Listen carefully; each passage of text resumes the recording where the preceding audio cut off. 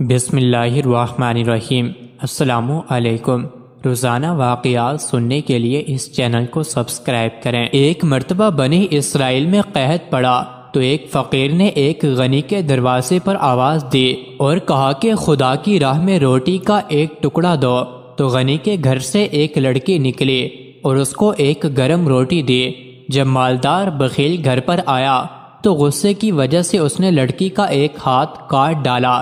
چند دنوں کے بعد وہ مالدار محتاج ہو کر مر گیا اور وہ لڑکی دربدر مانگتی پھرتی تھی۔ وہ نہایت حسین و جمیل تھے۔ ایک روز ایک سخی کے دروازے پر گئی۔ اس سخی کی ماں گھر سے نکلی اور اس کے حسن و جمال کو دیکھ کر اس کو گھر کے اندر لے گئی اور اپنے بیٹے سے اس کی شادی کا ارادہ کیا۔ اور جب اس کی شادی ہو گئی تو اس نے رات کے وقت اس کے آگے دسترخوان بچھایا۔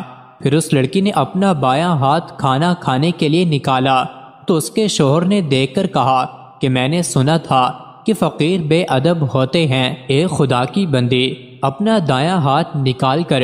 پھر بھی اس نے بایاں ہاتھ نکالا۔ اس کے بار بار کہنے کے باوجود بھی اس نے بایاں ہاتھ ہی نکالا۔ بس گھر کے ایک گوشے سے کسی نے آواز دی کہ میری بندی، اپنے دائنے ہاتھ کو نکال، کیونکہ تو نے روٹی ہمارے لیے دی تھی، ہم تجھ کو تیرا ہاتھ ضرور دیں گے۔ بس اس کا دایاں ہاتھ ٹھیک ہو گیا۔ یہ اللہ تعالیٰ کی قدرت ہے۔ حضرت لقمان سیاہ فام تھے۔ آپ ایک دن بغداد کے ایک بازار سے گزر رہے تھے کہ ایک شخص نے اپنے گھر کی تعمیر کے لیے آپ کو اپنا بھاگا ہوا غلام سمجھ کر مٹی کھودنے کے کام پر لگا دیا۔ حضرت لقمان وہاں 1 سال تک مٹی کھودنے کی سخت مشقت برداشت کرتے رہے۔ 1 سال بعد اس شخص کا بھاگا ہوا غلام واپس لوٹ آیا۔ وہ آپ کو جانتا تھا۔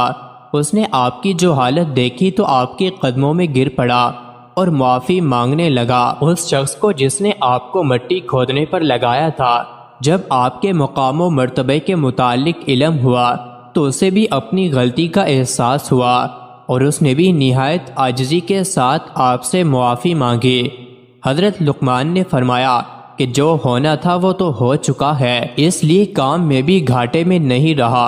اور میں نے دانائی کی ایک بہت قیمتی بات یہاں سے سیکھی، اور وہ یہ کہ اپنے سے کم کو بھی کبھی کسی مصیبت میں مبتلا نہیں کرنا چاہیے۔ میرا بھی ایک غلام ہے جس سے بھی ہر قسم کے کام لیتا تھا، لیکن اس مشقت کو اٹھانے کے بعد مجھے معلوم ہو گیا کہ اس قسم کے کاموں سے کس قدر روحانی و جسمانی تکلیف ہوتی ہے۔ اب میں بھی اپنے غلام سے ہرگز ایسے کام نہ لوں گا جس سے اسے روحانی و جسمانی تکلیف اٹھانی پڑے۔ مزید ایسی ہی ویڈیوز کے لیے چینل کو ضرور سبسکرائب کریں۔